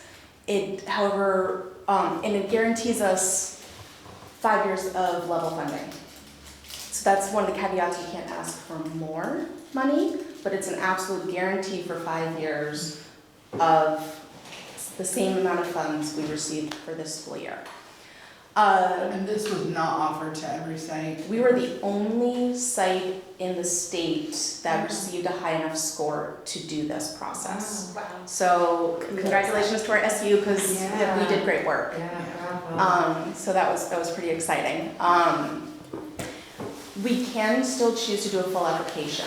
That would allow us to ask for more funds, and one of the reasons, we'll kind of unpack some of that in other slides, because funding is always a question. The award for the 21C application doesn't come until April, so that's after school budgets are voted and approved by taxpayers. We run the risk always of either not being funded, I don't think that's likely at all, but we could always be funded with less than what we requested. So it's always like that question of waiting to see what the AOE is able to provide us. We may also be awarded with conditions, so funding based on if we make changes from recommendations from the people who read the grant application. So those are the two directions we could take for funding for next year. Can you go to the next one, thanks? So some of our basic cost drivers that I've been looking into with creating a current draft budget. Staffing has changed in the last 5 years in terms of staffing costs and the compensation and benefits. Busing contracts have also increased since our last application. We are looking at some shifts in summer, one of which is for Richford and Berkshire. They have for the past 5 years with LEAPS, and then before that run a summer program from 8 to 12 for both those communities, and then LEAPS has done 12 to 4:30, 5 or 4:30 depending on the year.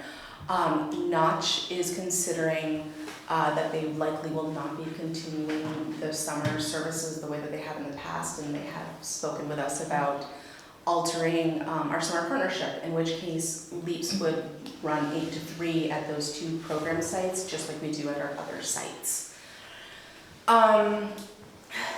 Also, summer has just, in the past couple of years, been a major, one of the biggest changes that we've had. We've increased hours for equity at Sheldon. They were, prior to COVID or prior to being in FNESU, they were a 4 hour a day program for 4 weeks. They are now 8 to 3 for 5 weeks like our other sites. And last year we received a grant to fully fund Bakersfield having a site at their school. And then we combined historically, middle school students at K-8 schools would go to their school for programming. We've now made 2 middle school sites so that we can really focus on elementary age programming and middle school age programming. Next one, please. So these are some of our budget considerations. As I kind of mentioned, the Sheldon summer changes, and I guess I kind of mentioned all those. I skipped my slide. Got ahead of myself. So some of the things when I made my first draft for fiscal year 25 was kind of like looking at some baselines, and I pulled out the summer field trips from the elementary programs. There was a couple reasons for that. One is we didn't have them prior to COVID for most sites, and we actually had some challenges with field trips, a lot of it to do with the weather. Either it's raining or there's blue-green algae, and this summer we also had a lot of wildfire smoke and flooding, so we ended up with a lot of canceled field trips. And we actually had that last summer too, where it's the same thing, it was either raining or blue-green algae. We ended up being on our toes quite a bit, making some changes. There is of course other funding opportunities for bringing other higher level enrichment opportunities to our summer camps. Sheldon, again, when they came to us from the other supervisory union, they had morning transportation to the school. We're considering not having the morning transportation just for the summer program. None of our other sites have that. It was just something that was left over from before. And then the Richford and Berkshire programs, I adjusted their hours and adjusted what that funding would cost us, or what that program would cost us with those other hours. So with all of that, my draft fiscal year 25 budget looks like it's a pretty big increase of funding that we would need to maintain programs, mostly as they have been for the last year, with a few changes that I've put in there. And that looks like an additional $120,000 per school district is what we would need to maintain our programs. So that's the most we would need. We're exploring some other opportunities, so as we're building the budget, like that's gonna be the ask at the district. That's what it's looking like, yeah. We are working with Notch. There's some exploration of whether or not they're willing to help to financially support us taking on the morning piece that they used to have for both of those communities. So we're waiting to hear from that, and there are some other competitive grants that Heather has been masterful for a long time, seeking out those competitive grants. So she'll also be trying to do that. Yes. So those are rates for current caps in each of the schools as far For as 21C staffing? funds or Well, staff? no, for enrollment, so it's like Well, staff yes, ratios. so yes, we do look at a certain number of staff per site, and that's how I build our budget, and that's kind of a couple of factors going there: how many students historically register for the programs, how many staff can we feasibly hire. And how much of the LEAPS program is covered by the grant? It's been about a third of our program lately, the past couple of years, because with ESSER funding, we use ESSER funds to make some of the changes. We're at a point where we have to match a minimum of 50%. So if we were to go the full application route, there's a certain amount that we're allowed to ask. Last application round, so 5 years ago, I asked for the maximum amount that AOE would typically award a program of our size. Yeah. I pushed the envelope on that as far as I could feel comfortable with based on the guidance that I got from the AOE, which is also another, I don't know if they've adjusted that number yet or not. Yeah. Okay, great. So I think we're hoping to get, in the beginning, Heather talked about the two pathways that we could go. One is a guaranteed funding for 5 years, but us not being able to ask for more money. The other is, we could do the full application, we could ask for more money, we don't have any guarantees about getting funded, or whether or not we would get the full amount that we were asking for. We've explored both. This is such a unique opportunity because it's never been given to us in this way before, and I think it's just, you said kudos to FNESU. I just want to say kudos to you, Heather, because you have done so much work to really develop this program, and I know the state thinks highly of the work that we're doing here. That's evident in any monitoring report we've ever read about LEAP, so. And the snazzy logo is pretty fantastic. It's lovely. So just would love to get a sense from the board, are you comfortable with us moving forward with, I can never remember the word. Renewability. The renewability piece to. So it essentially locks us in for 5 years. Yes. At a, like funding will remain kind of where it's being. Yeah, if the federal government made a change in 21C, that's the only thing that would change, Yeah. But otherwise, if what we got this year is what we would get every year for 5 years. And you're never guaranteed that you'll get it when you reapply each year. Correct. Has there ever been a time that you reapplied and they were like, yeah, sorry, not this year? I mean, not in our history, but Yeah. other sites have been defunded.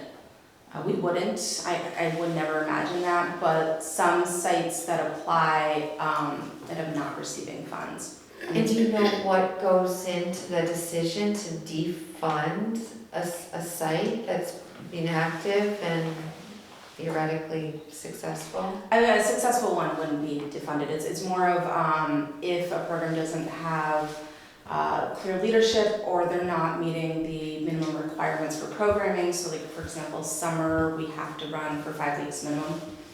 If we were to drop down to 4 weeks, we would have an action imposed upon us by the AOE to get up to 5 weeks.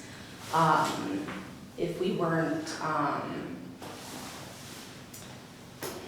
if we weren't doing our reporting on time and stuff like that, but like all that stuff is fine. I wouldn't be concerned about that for us. Right, well, clearly, I mean, this is a tremendous nod to to you and the success of the program to now have this option for renewability. And is it this kind of a one-time offer, or could you theoretically reapply for a larger amount that captures some of these increased costs and then moving forward play your renewability card? We are allowed to do, as of right now, you are allowed to do renewability once, and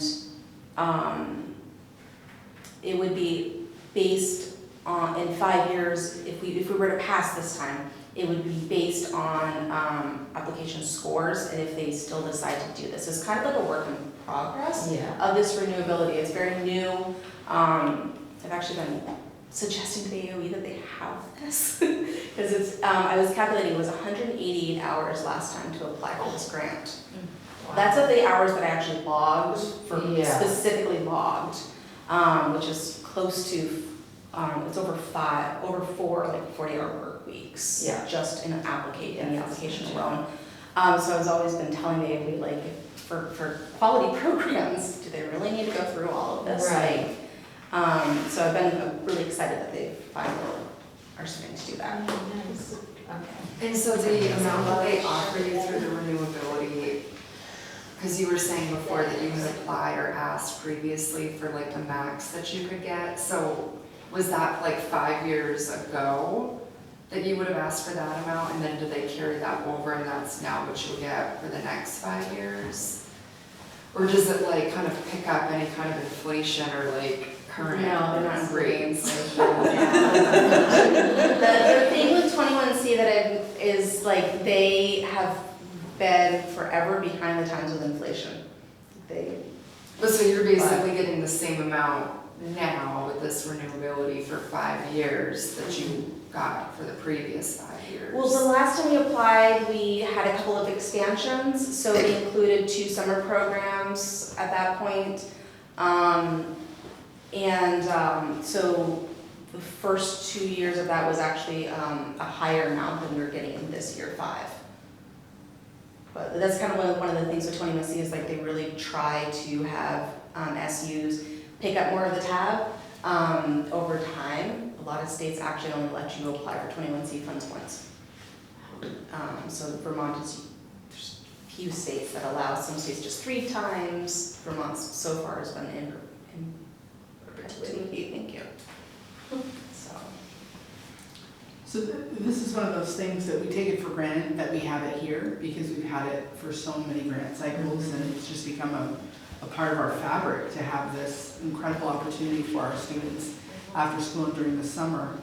I wish I knew the data, maybe you do, Heather, about the number of schools or systems throughout the state that receive this funding. There's approximately 25 projects, so that's like SU school districts together. So we have 8 sites, but we're 1 project. So it's, yeah. So 25, if that's a system level, there are 55 superintendents in the state, so I'm gonna say it's probably a fair guess that it's around half. Yeah, that sounds right. Yeah. So when do you need to decide what you're going to do as far as the renewability or submitting a new application? I would have to do a letter of intent mid-late November. The sooner I can know, the better, because I do have to put in a request of funds to the school districts. Right. And I need to start getting started on the work for a full application if I'm going to be doing a full application. I've already got it kind of set up, but I haven't put in a lot of hours into it yet. And it sounds as though it would be a stretch to reapply and up the ask to cover a portion of that 120,000 that the 2 districts now need to embed in the next budget cycle. In the 180 hours of Heather's time. Right, of course. And the fact Yeah. that they've even offered it, like you're saying, like they haven't really done this before, like I think kind of speaks volumes about what they will and won't do, if I had to guess. So you'll do the application process this time, and then it will be all set for 5 years. If I do the renewability, we There's no- know that we're gonna get approximately, Right. it's approximately 480,000, I think, per year. That's what we're getting right now for 7 sites. Okay. But that would be the number we have to work within our budget for 5 years. Okay. Yeah. So it's kind of like, you're rolling the dice. If you go the other way, you If don't you know wait if and see if you you're can gonna, get more. it could be But then it's level more. funding and you've gone through that whole process. It could be less funding depending on how many programs you're trying to fund. My impression is if we do renewability, they're already taking our money right out of the bucket to begin with because they They are. know they're gonna fund us. And then what's remaining goes for other sites that are applying Right. this funding. I think this is where it's a little tricky not having Morgan here, because it's not just the $120,000 in isolation, it's the $120,000 in concert with the 14 positions that we need to move into our local district budgets, and so, but again, I know it's a drop in the bucket of an overall almost $40 million SU budget. So it's just and I certainly wouldn't want to imperil the grant in any way, and it is a real honor and huge reflection of your enormous kind of success with this program over the last many years. I mean, it's amazing from the infancy to where it is now. It's really impressive. If it helps at all, Morgan and I sat with Heather, I don't know, maybe a few weeks ago, and we talked through all of these options, and it definitely landed, the 3 of us landed with, it would be best to focus on renewability. Having a known amount of money Yeah. is, just with the instability, you Yeah. know, like, Yeah. we don't know what would happen with the grant, we don't know what would happen with the federal funding related to the grant. To have the known variable is better than the unknown variable that you get after you've already got an approved budget. Right. I always come back to, you know, in April, we're already hired our summer staff. We've got registration forms getting ready to go. Families are relying on it, but then if they don't fund us all the way, what do we cut? You know, do we cut summer programming when families are expecting summer programming, or what would we do? That's kind of like where my mind went in that Yeah. conversation. There's no time to react, and I will have spent all of my time in the winter months focusing solely on that grant, which yes, it could potentially be a good chunk more of money. Or I could spend my time looking for other alternatives that help our school districts. And you don't know what the max would be this year? I don't, so they have a set amount of money, and I have no sense of how many applications. I do know there's a huge push in the state to open up more sites. Huge push, because the After School for All, they're really helping support other programs. About 50% of the students in the state don't have access to these kind of programs. So I would definitely imagine new applicants as well as returning applicants. But until, I'm not gonna know how competitive it's gonna be until December. Which is after we need to decide. Yes. They don't make it easy. That's the way it works, right? I feel comfortable, I mean, the fact that you three sat down and kind of parsed through all the kind of scenarios here and landed in the renewability kind of column, then I mean, I feel comfortable supporting that and going that route. And, you know, if Morgan feels as though, you know, we can accommodate that 120K in the two, you know, for each of the district budgets, then that seems like the way to go. Especially now hearing that there's a push toward expansion across the state, and unless they're putting more money in the pot, then that is like, you know, less to go around for everyone. So securing what we know what we have had and know we need, the increase notwithstanding, seems the prudent, it's the more cautious, less risky path, I think. Did you need a motion from the board I don't think we about need a this? motion, I think we just wanted a direction. Yeah, Yeah. well, I mean, I can't speak for No, everyone I else. agree. Okay, Erin? How does that sound to you? I'm here. And I mean, and Lisa, I mean, you're on the NMV board, how does that sound to you as an NMV person? Didn't expect to have to weigh in tonight. I don't mean to put you in an awkward spot, it just, if you have thoughts to share, you're welcome to. Well, it's certainly a good program and well needed in our community. So I think it's something we should support. Great. Okay, yeah, great, that seems like the way to go then.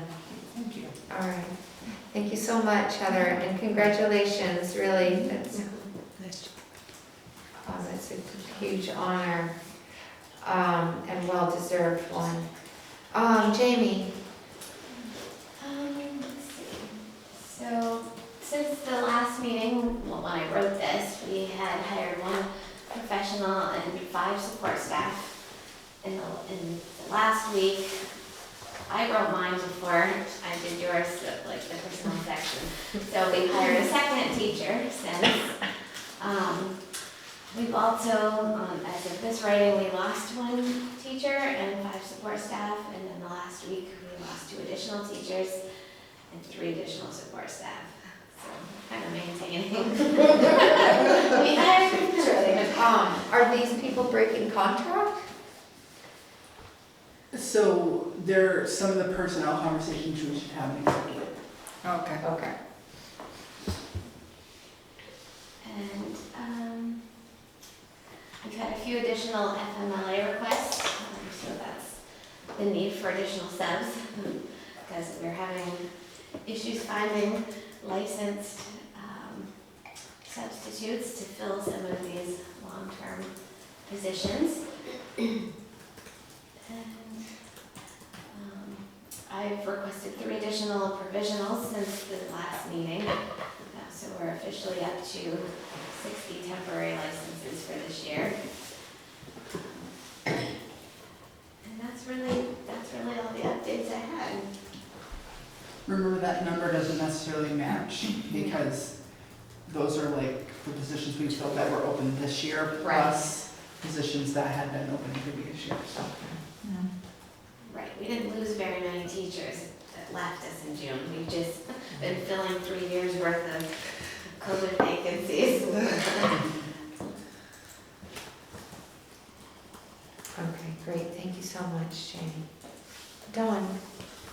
So I'm feeling like we're at a pretty good point as far as staffing goes. I'm always looking for subs in the kitchen just because you never have enough of them. I do have 2 subs that I use pretty regularly.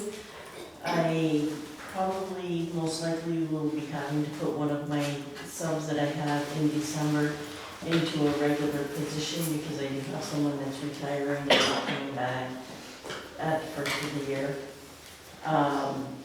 Then that would open up another position for a sub position. So really overall, I feel pretty good as far as staffing goes. The month of September, over all 8 of our schools, 25 staff members, they prepared and served 14,891 breakfasts and 24,000 lunches in just 20 days.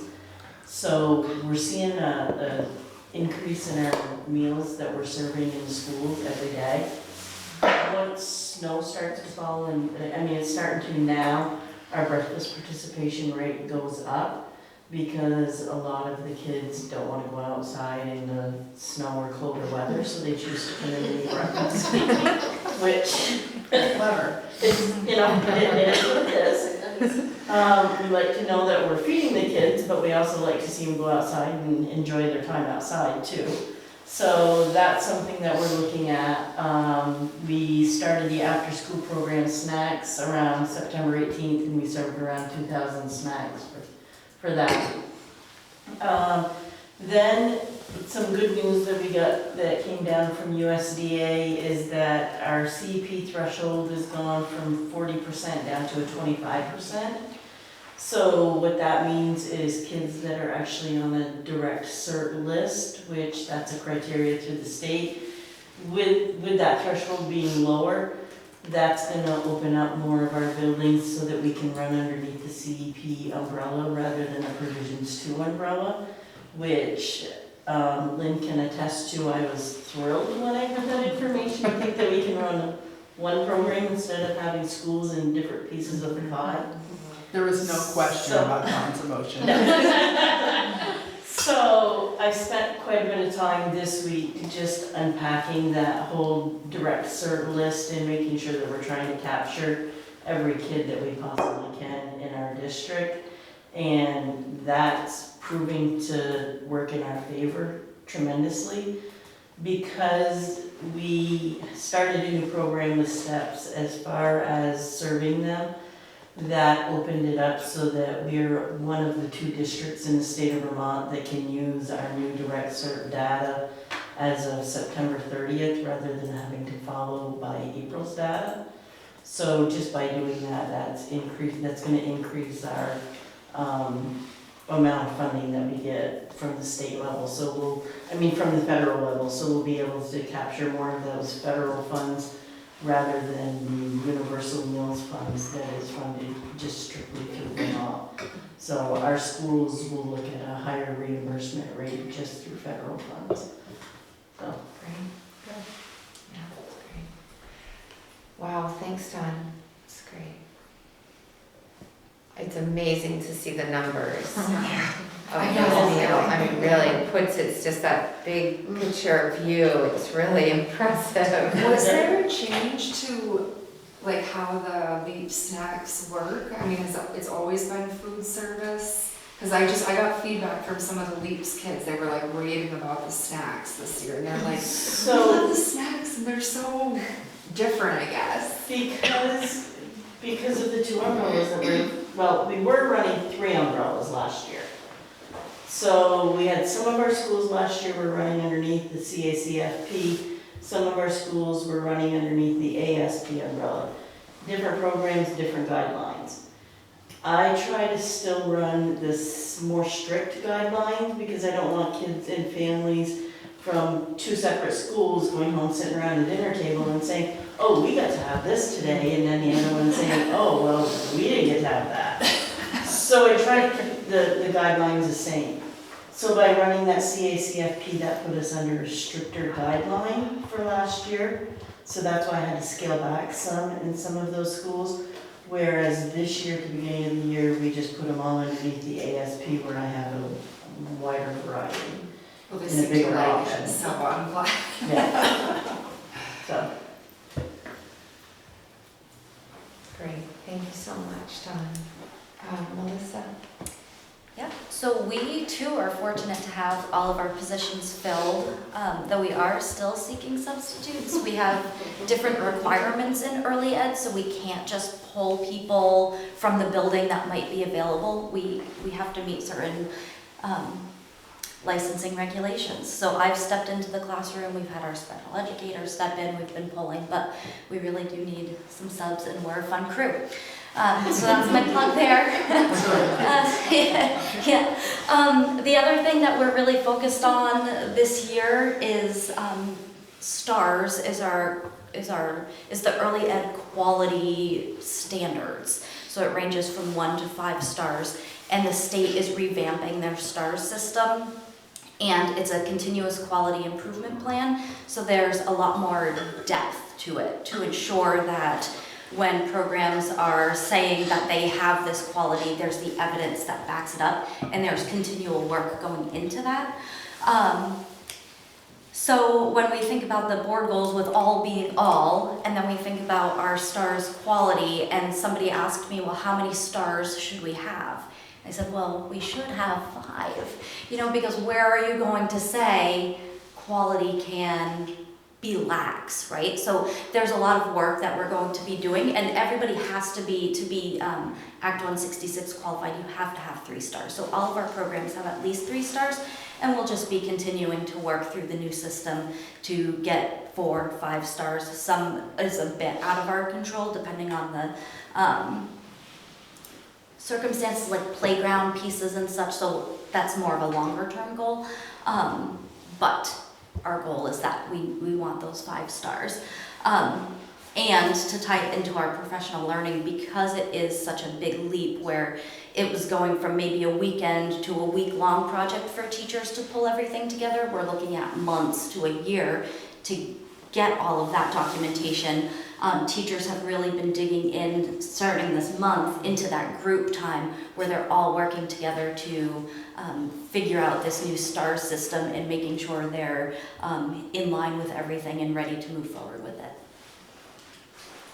This is another example of why I'm so thankful that we have a director of early ed. The complexity of working with AHS and AOE and all the regulations are challenging. Thank you. And she was in the classroom today. The teacher in charge. Yeah. Thank you so much. So Gab? I don't have a ton to add to the board notes, but I'll just mention the Fairbanks Museum field trip is happening on Friday, and this is the first of like 2 things that are happening. So the kids are doing a project-based experience that's science, writing, and art, and they're going to actually be whatever their product is going to be presented at the Fairbanks Museum on the 30th of November. So this is like the first thing where they get to go see the space, and they're getting kind of a presentation on some of the content that they're going to be using, and then they go back on the 30th and their stuff is all going to be sort of hanging out there. So it's kind of an exciting partnership. Yeah, that's awesome. I have an update from Dominic that I didn't see until now. Oh, sure. He did have to leave. Yeah. But he said that his one thing he would add to his report is he's very excited there are 2 applicants for Sheldon Tech. Oh, sweet. So he's very excited. That's nice. We would like Thomas back, so. Yes, you have. I was excited about sending a lot of ways. Nice. That sounds great. And no Vern tonight, so, all right. So, board business here, you had the, Skip that one. yes, I was sensing you were. yeah, adding that to it. yeah, let's pump that. Superintendent negotiations, so just, we need to figure out our timeline for doing that, eh? Yeah, so I think we'll need to go into negotiations we'll need to go into executive to discuss negotiations.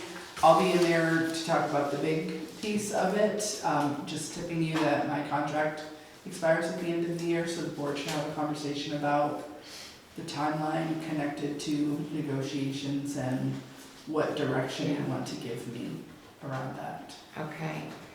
And I will exit executive session when you have that conversation. Okay, and it seems to me, that given the length of board meetings, I'm wondering if we want to do it separate from a regular schedule, like maybe we will need a special meeting to do it, so that, You mean the negotiation thing? what's I that? mean the negotiation. To do negotiations, because to start it at 9 o'clock Right. feels Yeah. less than ideal. For all of us. For all of us, which is these are typically longer meetings than the local board meetings, so, So maybe you can firm that up and give me direction after you have the board piece, and certainly I would be open to the yeah, conversation. yeah. So we would wanna do it in November, eh? Yes. Okay. So the So, intention would be that you would want to have a couple of opportunities with me to finalize, so you have your information before budget.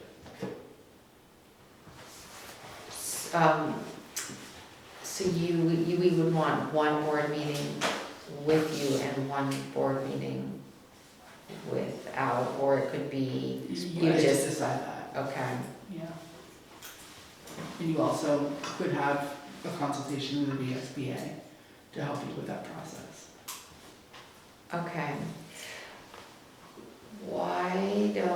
Maybe I can reach out this week to the VSBA to just get a little bit of guidance on that strategy. And then we'll work on scheduling a meeting in November, a special meeting Okay. in November. So I'm wondering, we need to go into executive to talk about negotiations and personnel, so I'd like to keep Jamie for a little bit of time for the personnel piece. Could we, Yeah, could we spring the rest of the people? yes, absolutely. All right, so I'm gonna make a motion to enter executive. It's 8:35. And everyone, other than Jamie, is free to leave. Thank you all so much. Really Thank you. appreciate